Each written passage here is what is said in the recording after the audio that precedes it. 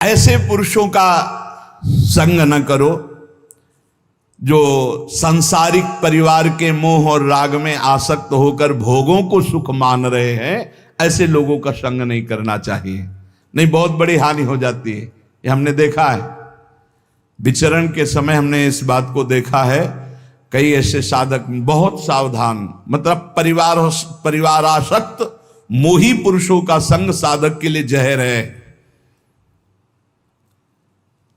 जिस संसार के राग को छोड़ करके तुम भगवान के मार्ग में आगे बढ़ना चाहते हो, चाहे गृहस्थ हो चाहे विरक्त हो, बहुत संभल करके सत्संग करो, बहुत संभल करके संग करो। यह ध्यान रखना है कि एक धागा भी यहां से नहीं जाएगा तुम्हारे साथ, कुछ भी साथ नहीं जाएगा। तुकाराम जी कह रहे हैं, धन परिवार नाना प्रकार की भोग सामग्री मान प्रतिष्ठा, इससे जब मन हटता है तब वो सच्चा आनंद प्राप्त होता है। ये 2-4 माला जपे बोले अभी आनंद नहीं प्राप्त हो रहा। धन की आकांक्षा, कामिनी की आकांक्षा, मान की आकांक्षा, इनका जब नाश हो जाता है भजन बल से, तब भगवदानंद की स्फूर्ति होती है।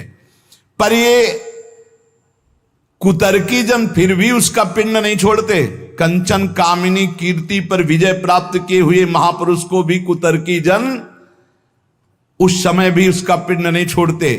तुकाराम जी कह रहे हैं, भगवान को प्रसन्न करने के लिए हर समय कीर्तन में, हर समय नाम जप में, हर समय अपने कर्तव्य में। पर ये तर्क कुतर्की लोग अपने आप उनके पास आते हैं, कुतर्क करके शंका उठाते हैं और भारी भजन में विघ्न पैदा करते हैं, भारी भजन में विघ्न पैदा करते हैं। कुतर्की लोग तर्क वितर्क करके ये नाना प्रकार के शुष्क तर्क विवाद करने वाले अहंकारी लोग भजन का विरोध करते हैं। अरे कैसा कैसा कष्ट। एक जगह तुकाराम जी महाराज कीर्तन में मस्त, तो एक कीर्तन में आया करते थे, उनके मित्र नास्तिक थे। उनसे कहा, एक बार आप तुकाराम जी के कीर्तन में चलिए और अगर आपको भगवदानंद ना आवे तो फिर आप जैसे भगवान की निंदा करते रहते हो, हम आपको कभी नहीं रोकेंगे, आप हमारे दोस्त हो, एक बार चलो। जो ही गए तो तुकाराम जी की वो झांकी देखकर आंखों से अश्रु प्रवाह और नूपुरों की ध्वनि, राम कृष्ण हरि राम कृष्ण, वो तो लौट गया चरणों में। अब रोज कीर्तन में, अब कीर्तन के बाद थोड़ी देर सत्संग होता, अब उसमें ब्रह्मचर्य आदि की महिमा वो अपनी पत्नी से बोलना बंद कर दिया। तो जैसे काफी समय हुआ तो उसको पता चला कि ये कीर्तन में तुकाराम जी के पास जाते इसलिए बोलना, तो बोले मेरी जिंदगी का नाश करने वाला, हाथ जोड़ करके पति से कहा, आपका तो उद्धार हो गया, मेरा उद्धार कैसे होगा?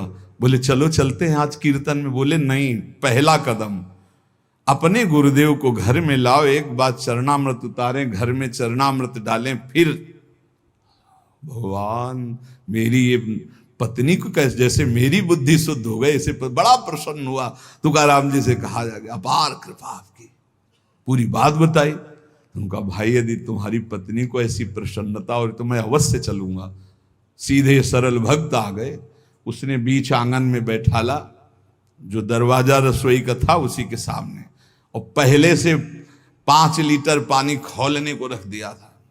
घंटों पानी खौल रहा है, उसमें डालती जा रही है। जब तुकाराम जी बैठ गए, आई सामने, प्रणाम किया और देखा ये वही है जिसने मेरे पति को बरगला दिया और जब से इसके पास गए आज तक मुझसे बात नहीं, आज मैं मजा चखाऊंगी।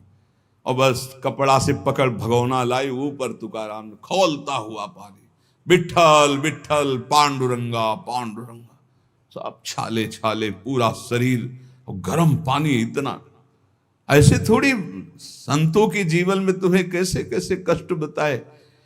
जो भगवान का यश विस्तार करते हैं उनके लिए, जो अपने निंदा कांचे घर आसावे से जारी, प्रभु मैं किसी के पास नहीं जाता, निंदक मारने वाले वाचाल कुतर्की संशयी ये सब मेरे पास आते हैं और मुझे परेशान करते, मुझे कष्ट देते हैं। इसलिए मैं क्या करूं प्रभु, आपका भजन करूं या इनसे झगड़ा करूं?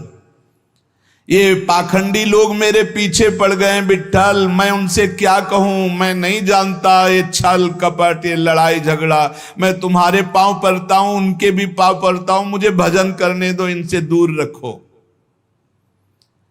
नको दुष्टो संग पड़े भजना मधि भंग, तुक निषेधिता मद नशा है सर्वथा। एका माध्या जी में बाद करूं कोणांसवे, तुझे वर्णुम गुण की है राखो दुष्ट जन। काय करूं एका मुखे सांगम महणे तुका।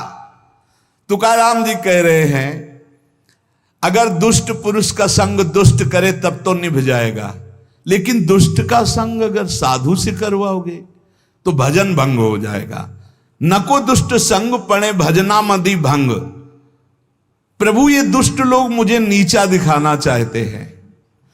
मुझे इस बात से कोई डर नहीं, पर मुझे सहा नहीं जाता जब ये भजन विरोधी बात करते हैं।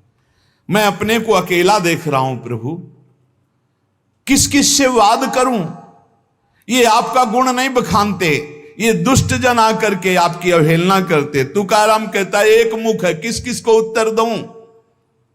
इसलिए दुष्ट जनों का संग जब प्राप्त हो तो मौन ही सबसे उत्तम है, और भगवान को पुकारना, पुकार करके अलग रहना। और ये प्राप्त होगा जब आपका अच्छा भजन चलने लगेगा तो दुष्ट लोग पीछे लग जाएंगे। ये भगवान का ऐसा है। देखो जिसका भी उत्तम भजन हुआ उनके साथ ये घटना घटती है। उपासक को अनुपम आनंद की प्राप्ति एकांत लाभ से होती है, पर केवल एकांत में बैठे रहना एकांत लाभ नहीं है। एकांत लाभ का मतलब है समाधि।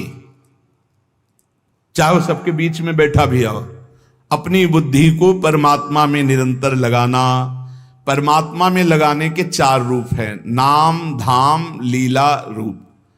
जो नाम रूप लीला धाम है, इनमें सबसे सहज सरल नाम है, क्योंकि धाम भी सब कोई वास नहीं कर सकता। नाम जहां जो हो, जहां हो जो हो, बालक वृद्ध स्त्री पुरुष पढ़ा लिखा मूर्ख कोई भी हो, नाम जब सबको भगवत प्राप्ति करा देता है। गोस्वामी श्री तुलसीदास जी महाराज विनय पत्रिका में कह रहे हैं, बहुत जोर की बात है, कह रहे हैं कि नाम राम रावरोई हित मेरे, स्वार्थ परमारथ साथिन सो भुज उठाई कहो तेरे।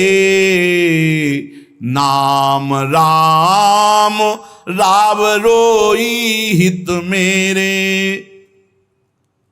मैं हाथ उठा के कहता हूं, जो स्वार्थ के मार्ग में चलने वाले हैं या परमार्थ के मार्ग में चलने वाले हैं, या आप जितने भी मुझे अपना मानते हैं संगी साथी, मैं सबसे हाथ उठा के पुकार करके घोषणा करता हूं कि त्रिभुवन में केवल एक परम कल्याण करने वाला भगवान का नाम है। मेरी बात मान लो।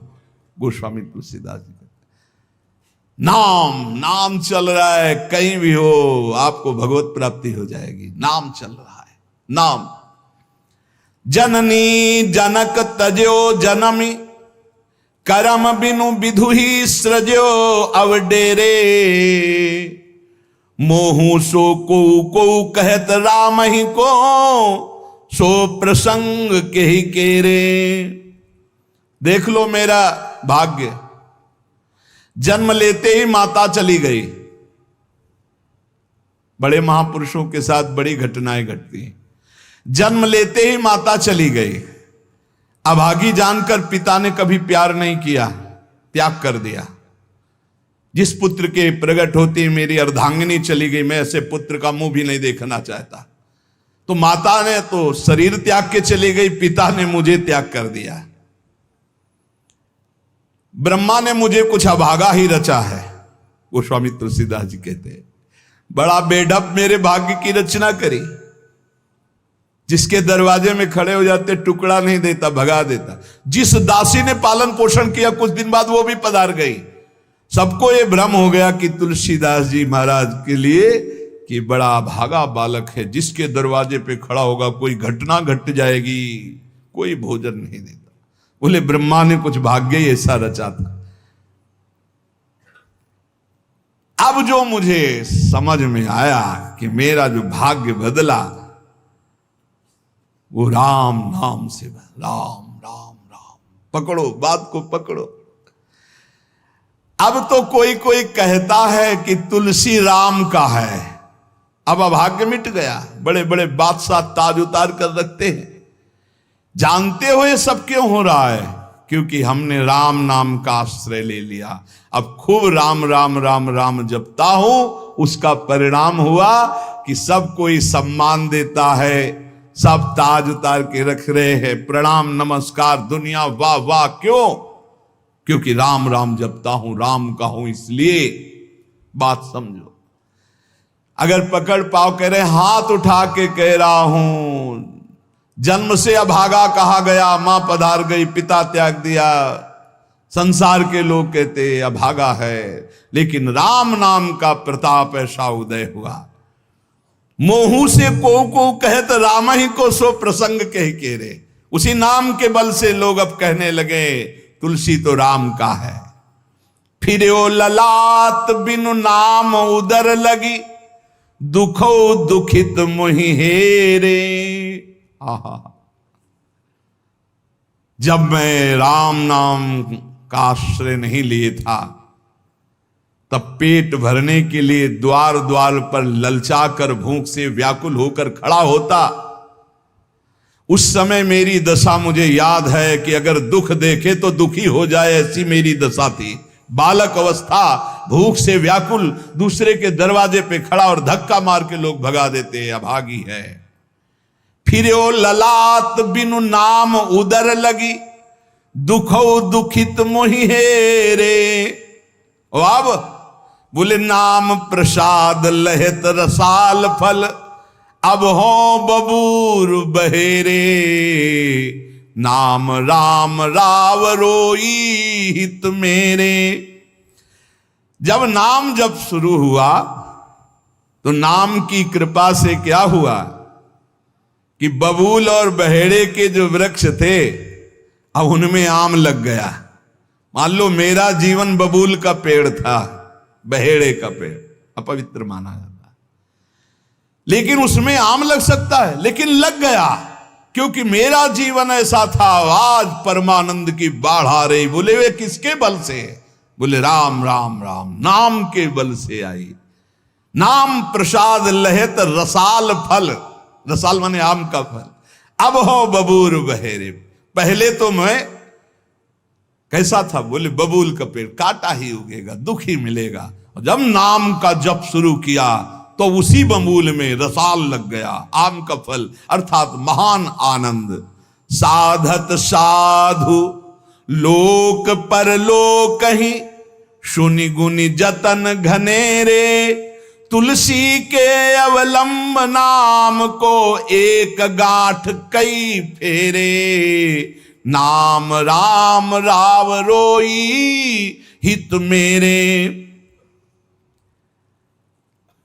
संत जनों ने, शास्त्रों ने जब कहा कि जीव के समस्त दुखों को मिटाने में समर्थ है नाम, बस उसके अनुसार हमने पकड़ लिया, नाम जप करना शुरू कर दिया। उनकी बात मान करके जब नाम जप किया तो लोक परलोक सब बन गया। हरिवंश महाप्रभु कहते यही परलोक सकल सुख पावत, मेरी सो भैया कृष्ण गुण संचु। इस लोक और परलोक में समस्त सुख आपका वर्ण कर लेंगे। मेरी बात मान लो, मेरी कसम है तुम्हें, तुम नाम जप शुरू कर दो। अगर दुख से निपटना चाहते हो, तभी लोग कहते हैं बाबा का हर प्रश्न का उत्तर नाम होता है। इसलिए नाम है कि एकमात्र समर्थ नाम है जो सारे पापों को मिटा दे। पापों से ही दुख मिलता है। ऐसा कोई पुण्य नहीं है जो इतना समर्थ हो कि हमारे जमा के जमा गोदाम पापों को नष्ट कर दे। वो नाम, नाम संकीर्तनम यस्य सर्व पाप नाश, समस्त पापों का नाश नाम से। लोग